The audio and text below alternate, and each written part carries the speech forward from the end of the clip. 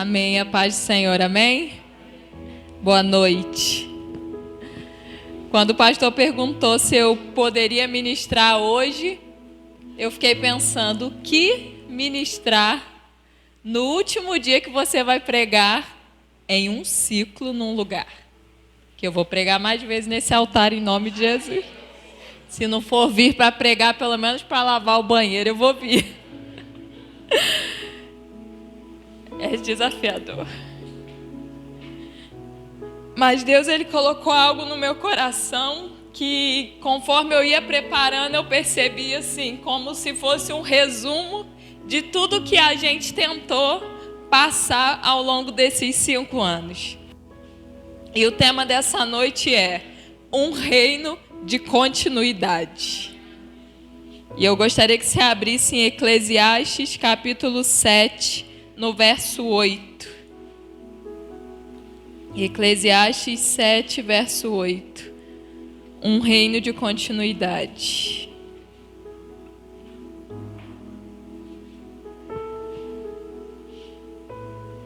Que ele diz assim, Salomão diz: melhor é o fim das coisas do que o seu princípio. A paciência é melhor do que a arrogância. Na versão aqui diz, melhor é o fim das coisas do que o princípio delas, melhor é o paciente de espírito do que o altivo de espírito. Na nova tradução da linguagem de hoje diz, o fim de uma coisa vale mais do que o seu começo. A pessoa paciente é melhor do que a orgulhosa. Amém? E eu creio que o Espírito Santo, ele ministrou essa palavra ao meu coração para essa noite, porque a nossa vida, ela sempre será marcada por transições.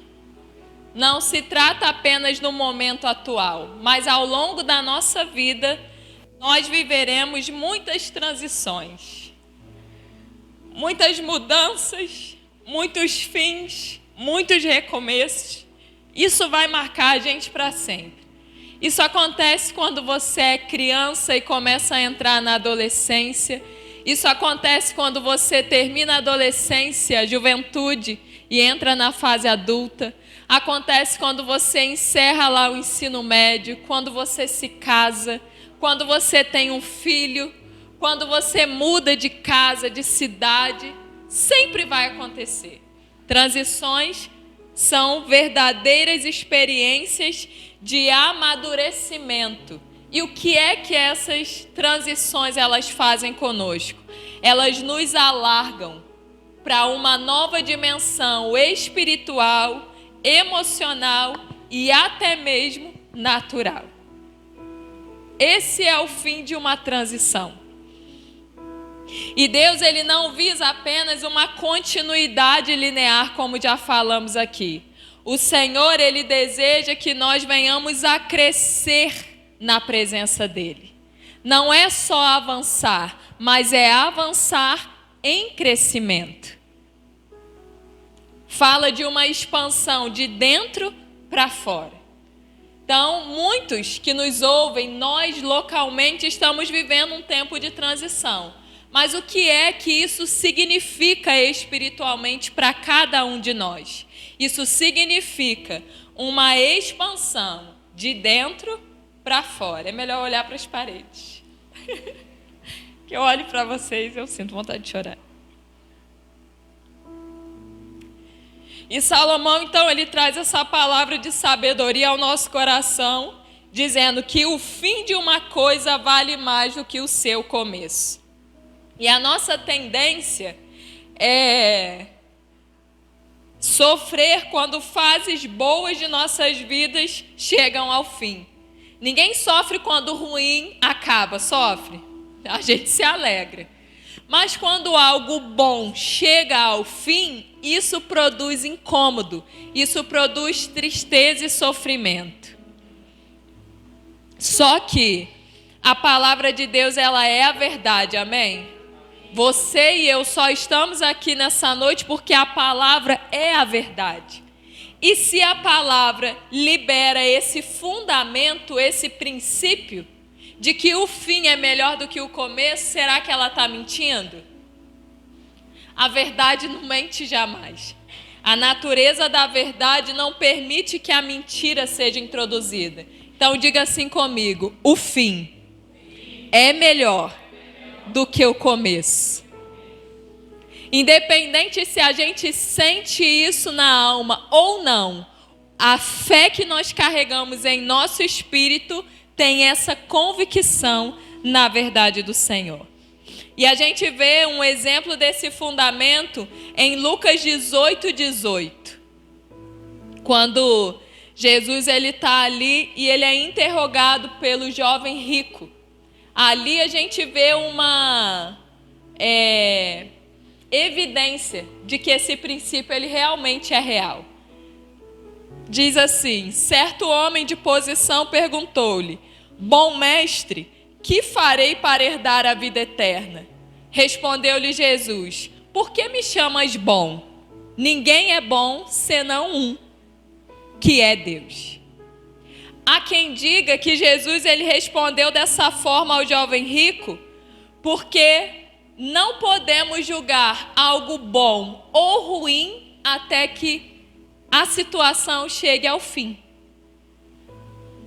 Por que ele diz: por que você me chama bom? É como se ele dissesse: eu ainda não completei a minha obra aqui. Então você não pode chegar para mim e dizer essa qualidade, porque essa qualificação só pode vir ao final de uma jornada. Na criação, nós também vemos o próprio Deus nos ensinando sobre esse princípio. Quando no capítulo 1 de Gênesis, tudo que Deus foi criando no universo, ao final ele dizia o quê? Que era bom. E a gente vê isso no verso 4 do capítulo 1 de Gênesis, aonde diz: e Deus viu que a luz era boa e fez separação entre a luz e as trevas.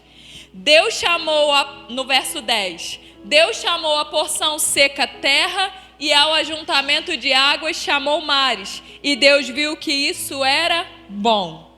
No 12, e a terra produziu relva, ervas que davam semente segundo a sua espécie, e árvores que davam fruto cuja semente estava nele, conforme a sua espécie. E finaliza dizendo: e Deus viu que isso era bom.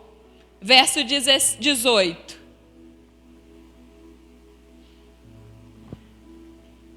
E Deus viu que o que havia feito era...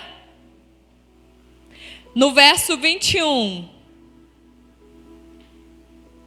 No finalzinho. E Deus viu que o que havia feito era... E assim foi em cada etapa da criação. Quando Deus terminava de criar algo, ele então concluía que aquilo era bom. Até que no verso, lá para os versos 25 em diante, Deus vai e cria o homem, e quando chega no verso 31, a Bíblia diz, no verso 31, e Deus viu que tudo o que havia feito era muito bom. A noite passou e veio a manhã. Esse foi o sexto dia. Então, queridos, o fim ser melhor do que o começo é algo que Deus não apenas nos ensinou, mas Ele evidenciou em muitos momentos em Sua palavra. Nós podemos começar mal algo, mas o que importa é a maneira como nós vamos terminar. Um casamento, ele pode começar errado, mas o que importa é como esse casamento vai terminar. A educação, a criação de um filho pode iniciar falha, mas o que importa é como essa criação ela vai terminar. E assim você aplica para todas as áreas da sua vida. O desejo de Deus, sim, é que a gente comece bem e termine melhor ainda. Mas ainda que no início não seja bom, o que importa é o final. Então, diante desse princípio, eu gostaria de trazer nessa noite alguns conselhos de continuidade que o Senhor ele tem ministrado ao meu coração. E essa palavra ela é tanto para nós que recomeçaremos num outro lugar, quanto para vocês que ficarão aqui e começarão em uma nova proporção que Deus está liberando. Amém? Diga assim: conselhos de continuidade, porque assim é o reino de Deus.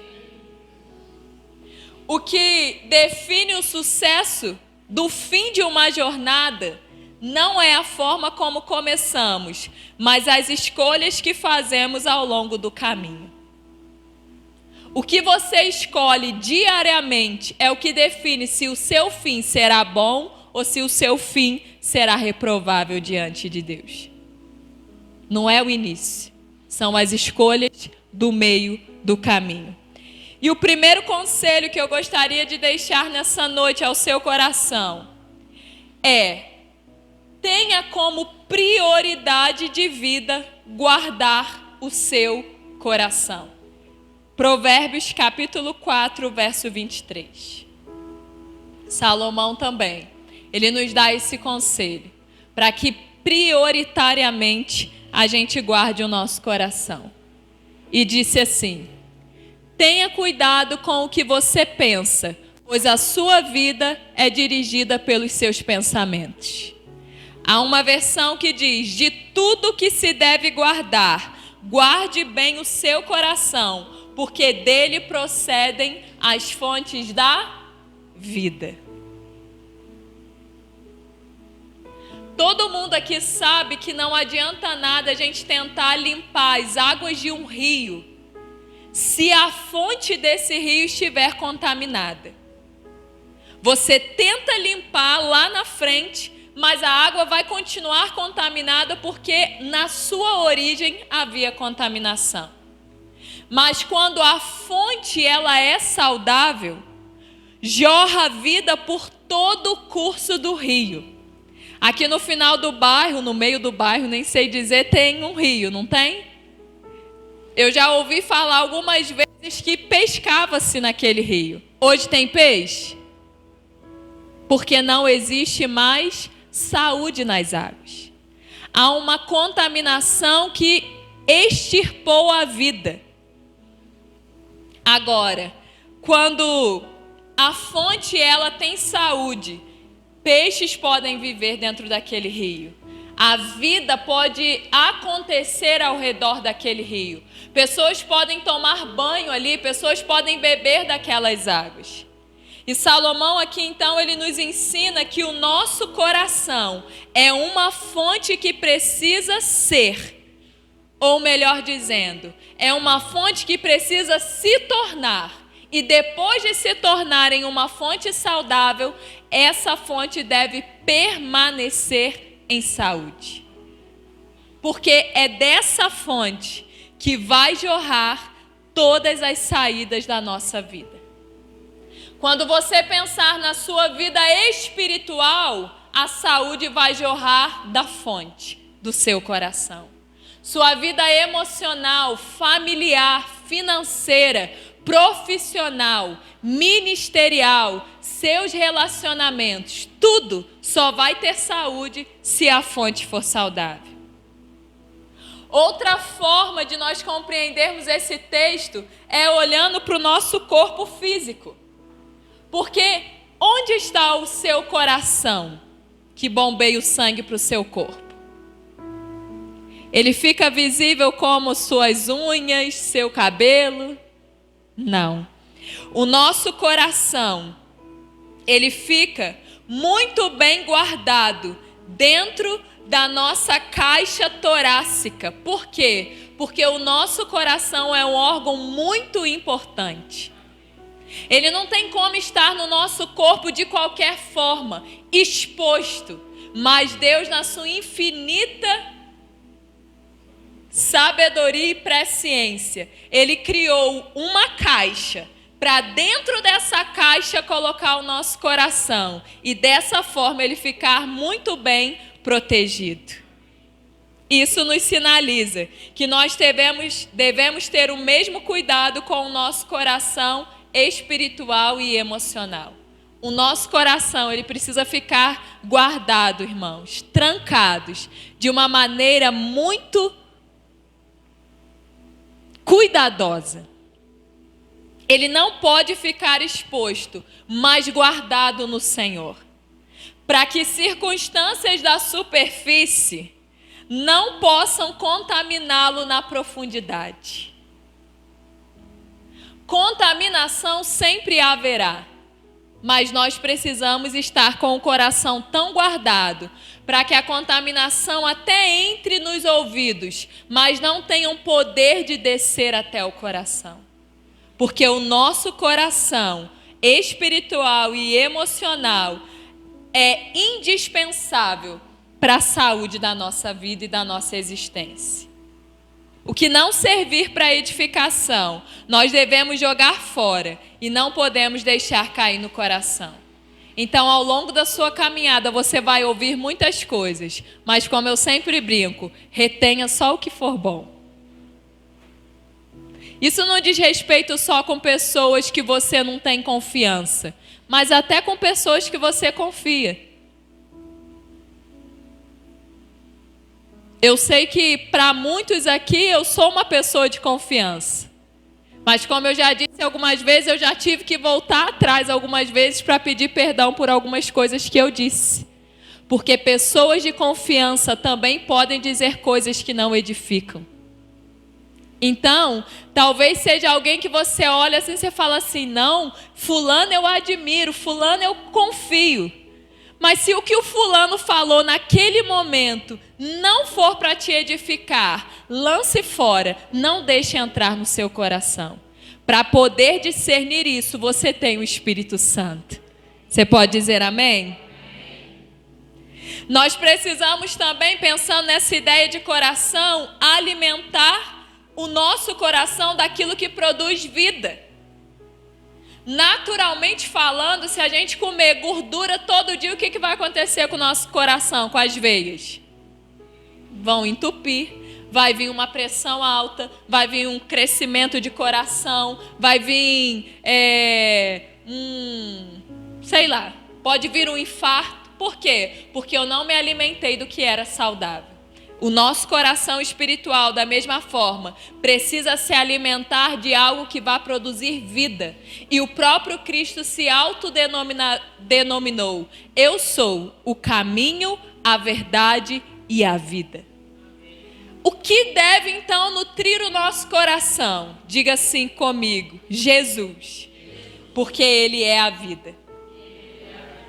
Por isso, irmão, se algo tiver cheiro de morte, aparência de morte, princípio de morte, fim de morte, isso não serve para você. Não serve. Cara, tô sentindo um cheirinho de morte no ar. Não entre nessa enrascada.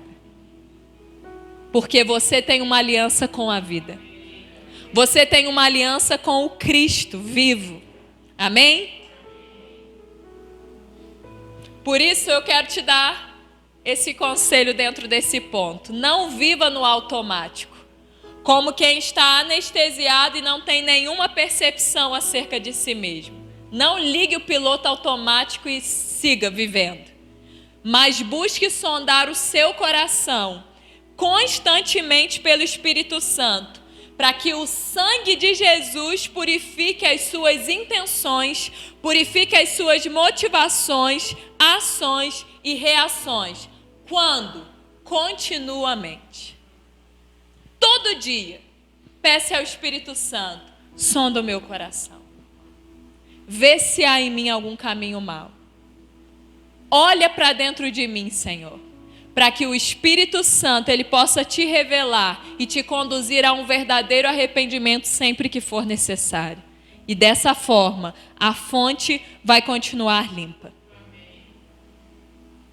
Salomão disse: sobre tudo que se deve guardar, guarde o seu coração, porque ele é uma fonte a jorrar para todas as áreas da sua vida. Só que nós, quando olhamos para Jesus, nós vemos que Jesus ele é a fonte. Ele deixou isso claro para a mulher samaritana, quando ele disse para ela que quem bebesse da água que ele desse, nunca mais teria sede, porque a água que ele dá se torna uma fonte a jorrar para a vida eterna. Ele é a fonte que vai jorrar para o nosso coração, e o nosso coração se transformará em uma fonte a jorrar para todas as áreas da nossa vida.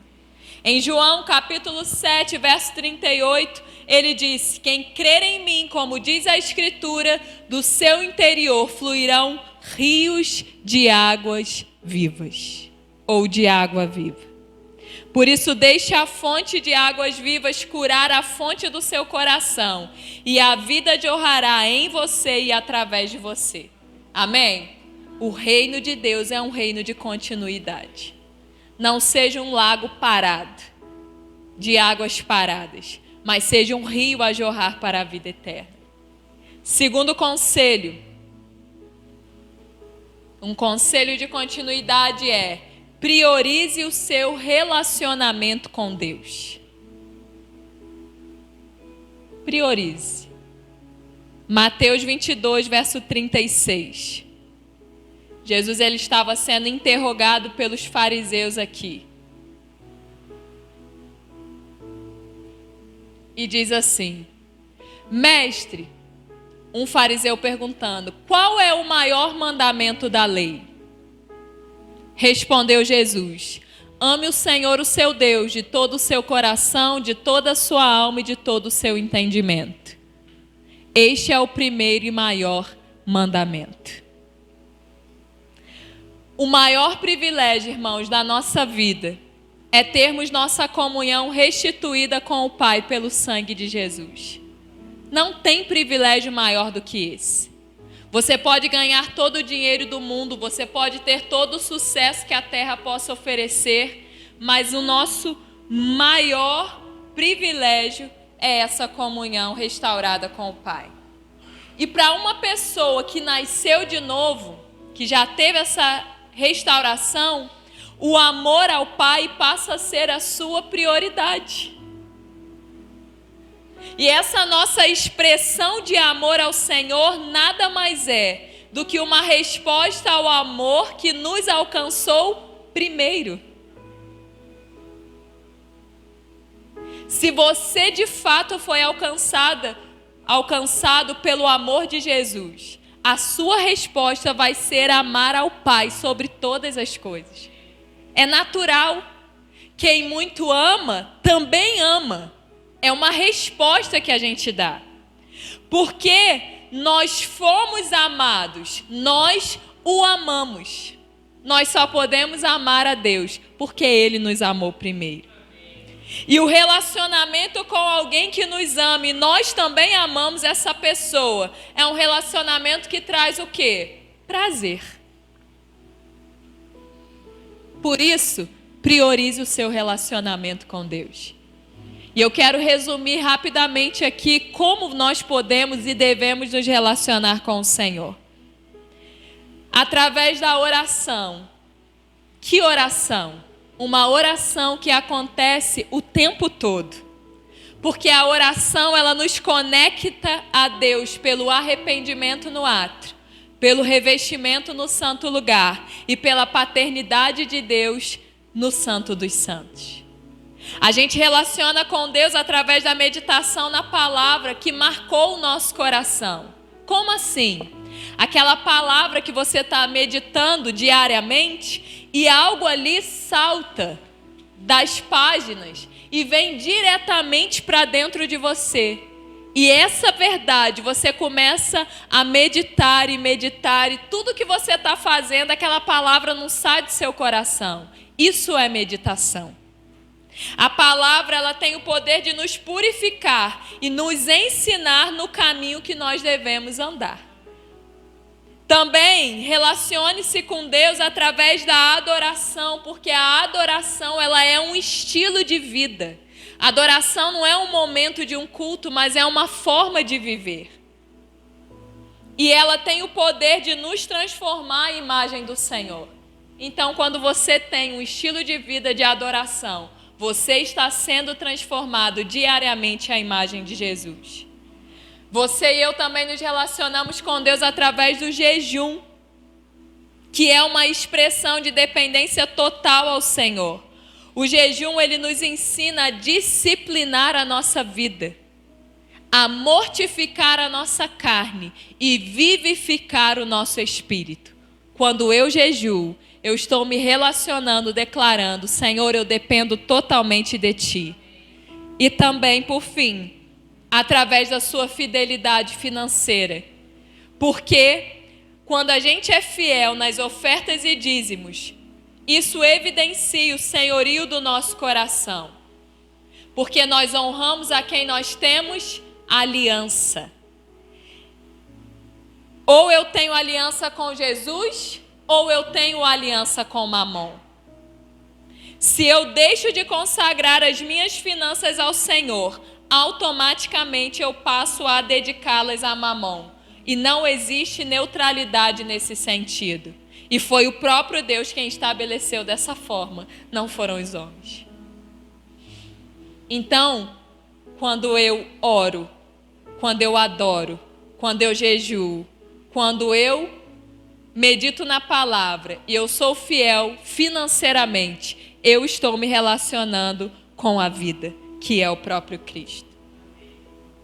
Se você viver tudo isso daqui, você vai ter uma vida devocional ao Senhor. A vida de uma pessoa que se relaciona com Deus, ela não se divide em momentos santos e em momentos profanos, mas ela permanece conectada à videira verdadeira em todo o tempo. E só assim ela pode produzir fruto. Você é um ramo conectado à videira verdadeira. Por isso, em todo tempo e em todo lugar, nós somos filhos de Deus. E precisamos expressar o amor do Pai, que é Jesus, para que outros filhos sejam adotados como nós fomos, e a eternidade destes também seja transformada. Quando a gente cumpre o que o Senhor estabeleceu, a gente tem um relacionamento íntimo com o amor. E quem se relaciona com o amor derrama o quê? Se eu estou cheia de amor, eu derramo. E aí, quando alguém esbarrar com você lá dentro da casa do Flavinho, porque você foi lá jogar videogame, quando essa pessoa cheia de amor, ela esbarrar em você, o que vai jorrar é amor. E o amor transforma a eternidade das pessoas. Quando alguém te chamar para ir lá para onde? Potiraguá. E nessa ida para Potiraguá, numa viagem dentro do carro, alguém derramar amor, o que vai nascer e brotar dentro de você vai ser amor. E é por isso que você se torna um adorador. E é por isso que você se torna um pastor. E assim sucessivamente. Seja cuidando de alguém que operou, seja limpando a casa de alguém, Sônia, seja dando banho de regador. O que precisa jorrar de mim e de você é o amor. Aonde a gente for, da maneira como for, quando o amor nos enche, esse amor ele gera vida na vida de outras pessoas. O terceiro conselho é: mantenha o temor a Deus como prioridade em sua vida. E Eclesiastes 12:13 diz: de tudo que se ouviu, a conclusão é esta: tema a Deus e guarde os seus mandamentos, porque isto é o dever de cada pessoa. Temer a Deus é um dever que nós temos, porque nós nascemos de Deus, irmãos. O temor a Deus, ele é o princípio que norteia o nosso coração. Temor fala de honrar ao Senhor Jesus em todo tempo. Isso é temor. É querer honrá-lo em qualquer circunstância. A gente teme a Deus quando a gente constantemente pergunta coisas desse tipo assim: como o Senhor reagiria em meu lugar nessa situação, Deus? Como o Senhor responderia a essa pessoa? O que o Senhor faria diante dessas coisas? O que o Senhor faria? Qual é o conselho do Senhor para essa pessoa que está diante de mim nesse discipulado, Deus? Qual é o conselho do Senhor para essa pessoa que está diante de mim nessa visita? Será que o Senhor daria ênfase nisso ou o Senhor deixaria isso de lado? Senhor, qual é a sua vontade para a minha vida nesse tempo chamado hoje? Isso é uma vida que teme a Deus. Uma pessoa que se preocupa em agradar a Deus em todo o tempo e em todas as áreas de sua vida. É alguém que tem um coração temente ao Senhor. No trabalho, em casa, com o marido, com a esposa, com os filhos. Na igreja, numa célula, com os vizinhos. O Salmo 111:10 diz: o temor do Senhor é o princípio da sabedoria. Revelam prudência todos os que o praticam. O seu louvor permanece para sempre. Uma pessoa, ainda que ela não tenha o temor de Deus, corrijo. Uma pessoa que ainda não tem o temor de Deus, anda segundo as suas próprias escolhas. Mas quem teme ao Senhor é governado pelo céu e se torna sábio, porque já não vive por si mesmo, mas pelo conselho de Deus sobre a sua vida. Sem temor, eu escolho. Com temor, Senhor, qual é a sua escolha para mim? No Salmo 25:14 diz assim: o Senhor confia o seu segredo aos que o temem, aos quais ele dará a conhecer a sua aliança. Quanto maior, irmãos, for o seu temor a Deus, maior será a revelação do segredo dele para o seu coração. Existem revelações profundas na aliança que o Senhor fez conosco. Só que a gente só pode acessar essas revelações quando caminharmos no temor genuíno. Note que não diz: os segredos do Senhor são para os que o temem, mas é o segredo. Que segredo é esse? É o segredo que envolve a aliança. A gente acha que é só Jesus derramando o seu sangue na cruz e essa é a nova aliança, e a gente para apenas nessa superfície, entre aspas, de revelação. Mas tem muito mais segredos contidos nessa aliança. Muito mais revelações contidas no segredo da aliança. E a gente só vai acessar essa profundidade se a nossa medida de temor for aumentada. Eu desejo acessar essas revelações. Você deseja?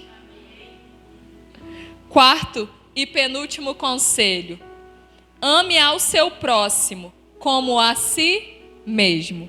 Mateus 22, verso 39.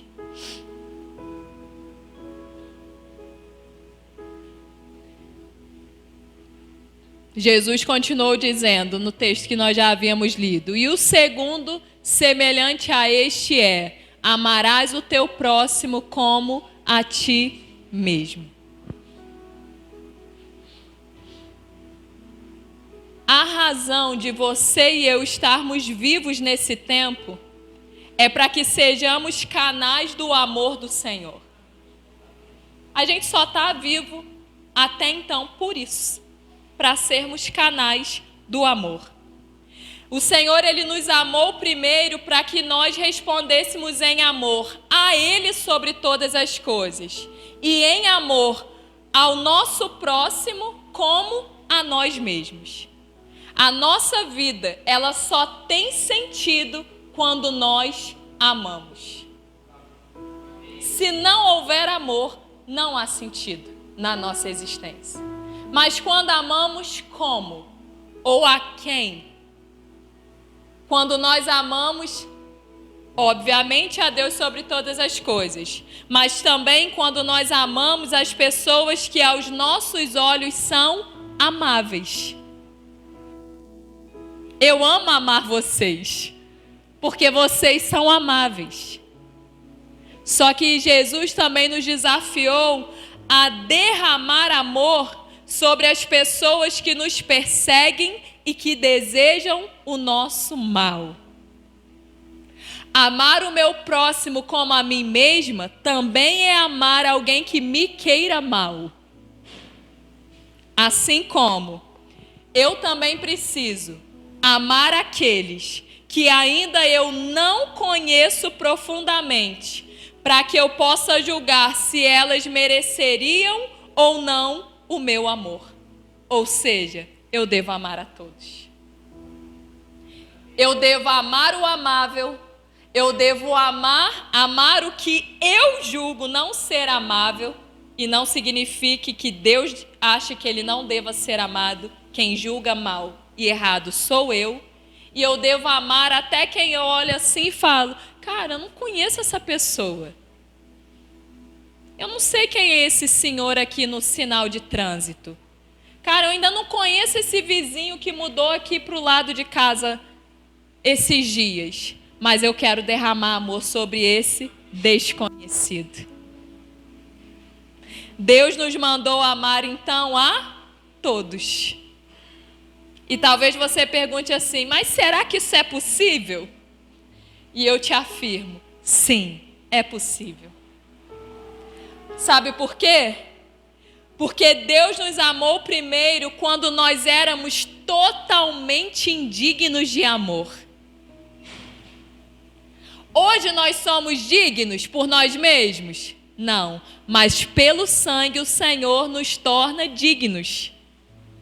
Mas Ele não nos amou depois que o sangue nos alcançou. Ele nos amou antes do sangue ser derramado. Ele nos amou quando Ele enviou o Filho unigênito para morrer em nosso lugar. O amor, irmãos, ele não tem a ver com a natureza do outro, mas tem a ver com a natureza de Jesus dentro de nós.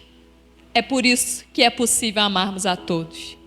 Amáveis, não amáveis e aqueles que a gente nem sabe se é amável ou não. Só é possível por causa da natureza de Cristo, irmã Maria, que habita dentro de mim e da senhora. Não é por causa do nosso coração. Não é porque a gente tem um coração bondoso. Porque o nosso coração, sem a natureza de Cristo, ele é maldoso. Ele é corrupto. Se o amor habita em mim, eu amo. Não tem a musiquinha? Se o Espírito de Deus se move em mim, eu danço como o rei Davi. Se o Espírito de Deus, se o Espírito do amor habita em mim, amar é uma consequência natural do sobrenatural habitando em mim. E então o amor que é o próprio Deus, João disse que Deus é amor.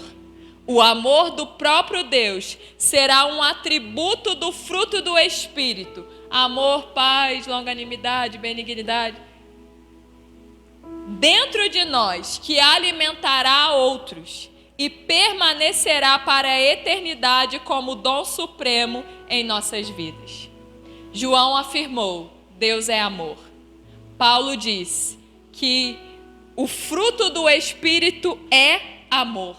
E ele também disse aos coríntios que permanecem a fé, a esperança e o amor, mas o maior destes é o amor. Por isso, ame a Jesus sobre todas as coisas.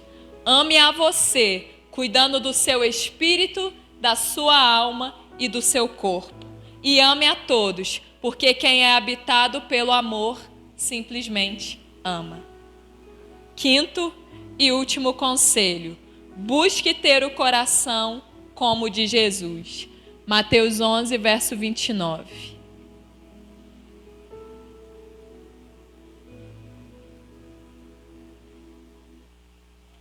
Tomai sobre vós o meu jugo e aprendei de mim, que sou manso e humilde de coração, e encontrareis descanso para as vossas almas.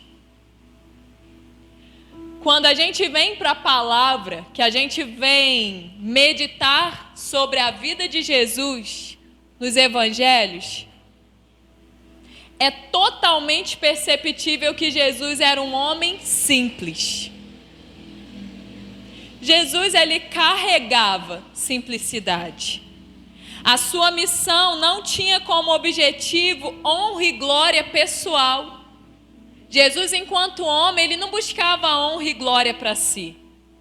Seu propósito não era aparecer, mas fazer o Pai conhecido. Ele não tinha como prioridade conquistar bens naturais. Ele disse que o Filho do Homem não tinha onde reclinar a cabeça. Mas a sua prioridade era revelar preciosidades espirituais. Sua linguagem era simples, porém profunda. Um semeador saiu a semear. O reino de Deus é como um tesouro.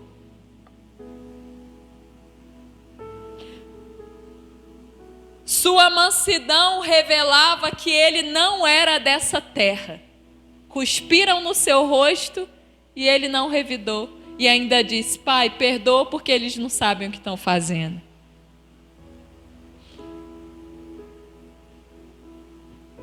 Sua mansidão, foi o que eu falei? Ou humildade? Mansidão, não era dessa terra. Revelava que ele não era dessa terra. E sua humildade fez com que, mesmo sendo Deus, ele pudesse ter se tornado o homem mais maravilhoso que já habitou nesta terra. Por humildade, ele se despiu. E foi através de sua humanidade que as pessoas puderam tocar na essência de Deus, na essência do Pai, que ainda não havia sido revelada aos homens, até Jesus encarnar.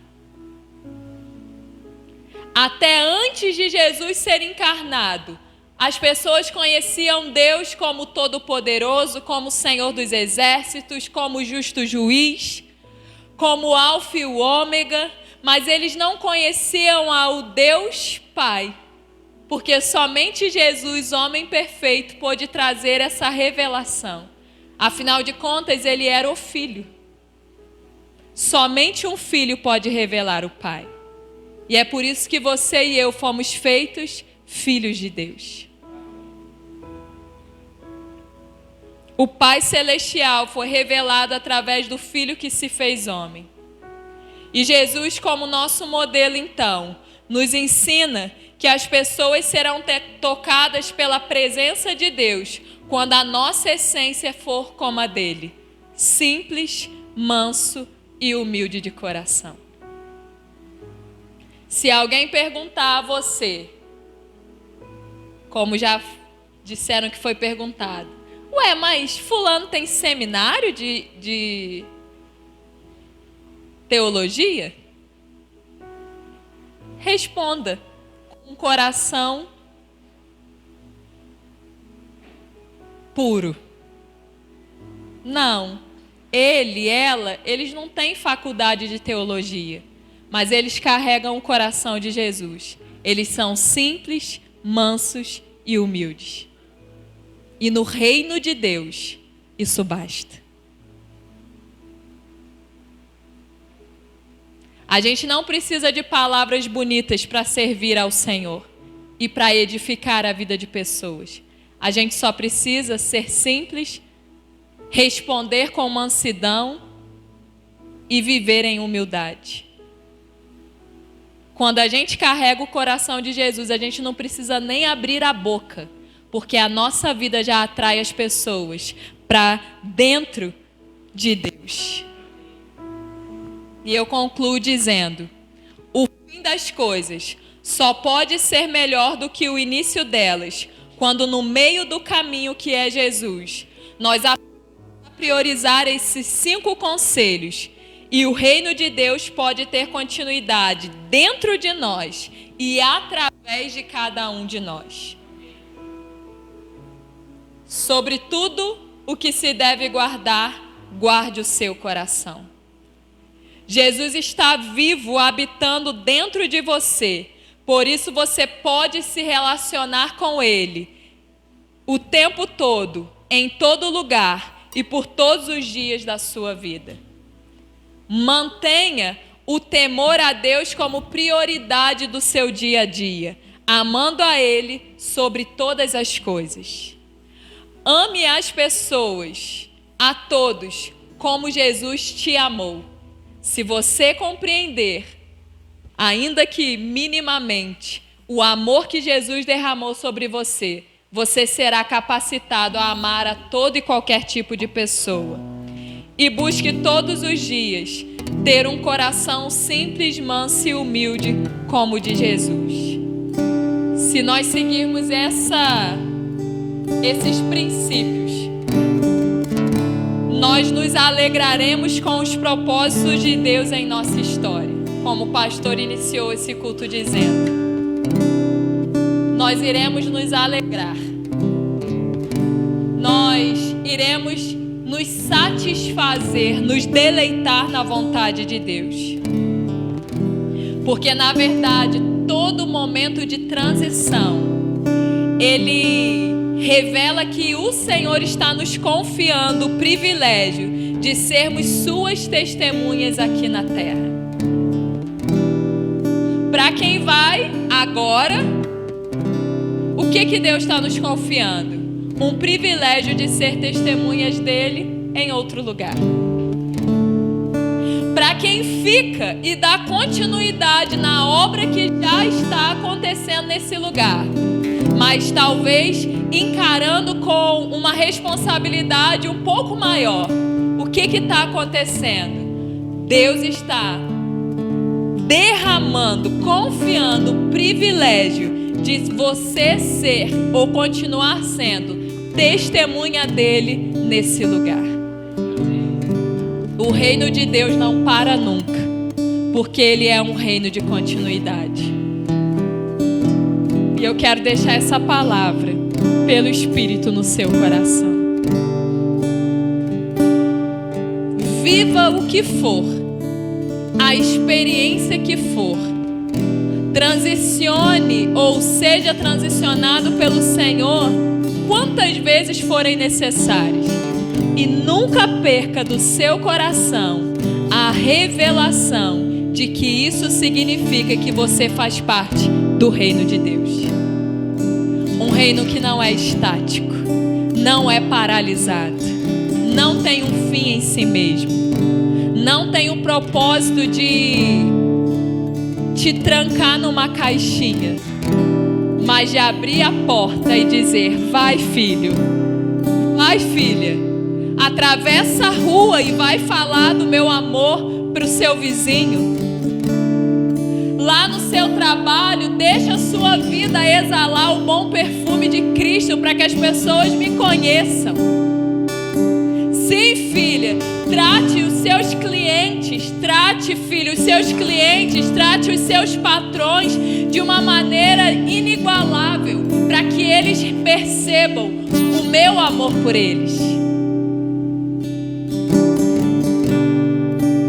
E na eternidade, nós colheremos os frutos que ao longo do caminho nós semeamos, porque nós priorizamos ao Senhor.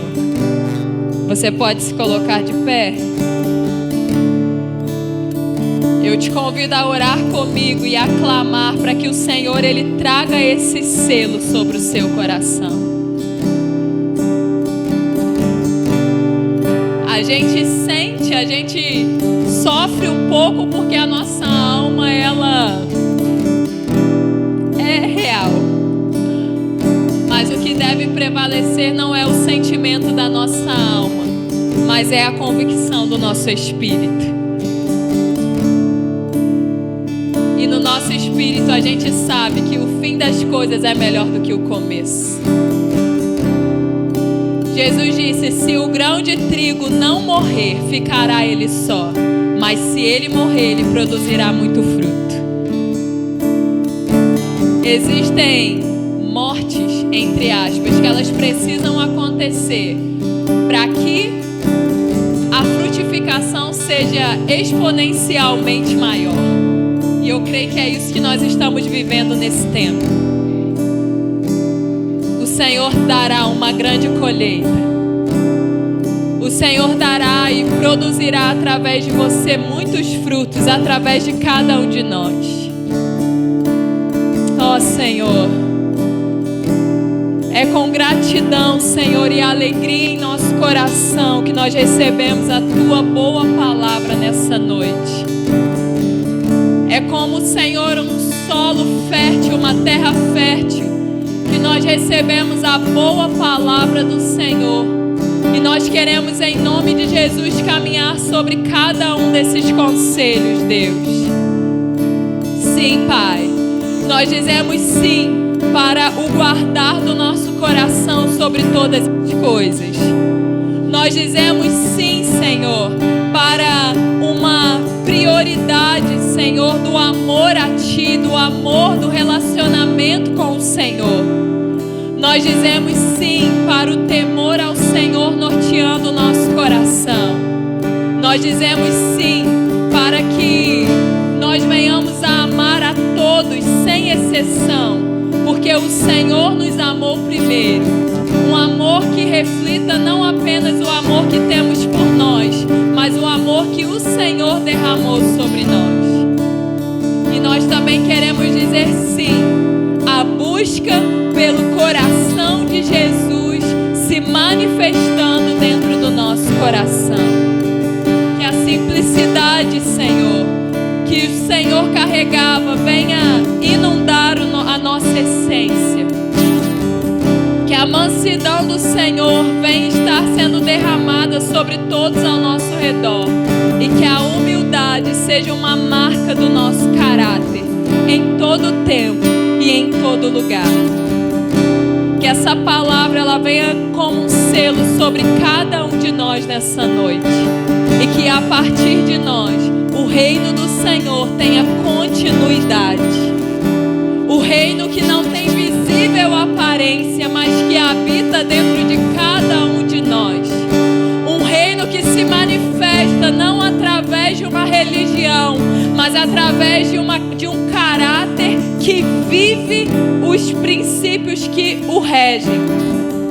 O reino se manifesta pelo cumprimento dos princípios sobre a face da terra. E aqui estão, Senhor, pessoas que dizem sim para Ti, que se abrem para que o reino seja estabelecido e se rendem para que Ele seja manifestado. Obrigada pelo privilégio que nós somos de ser corpo. E independente da proximidade geográfica, continuaremos sendo um. Independente se conhecemos uns aos outros ou não, nós somos um no corpo do Senhor.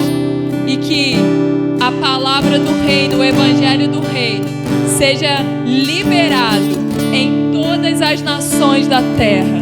Que nós venhamos a fazer parte disso, Senhor. É o que nós declaramos de todo o nosso coração, para a glória de Deus Pai. Aleluia.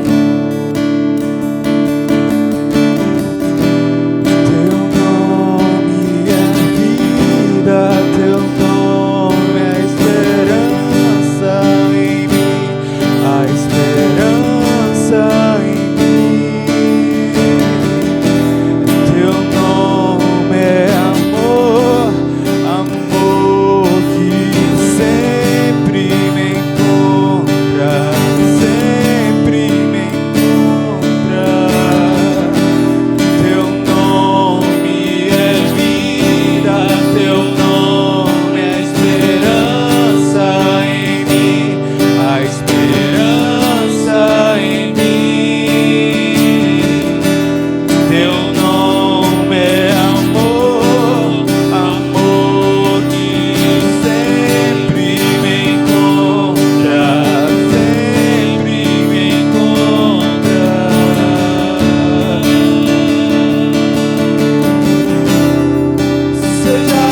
esperança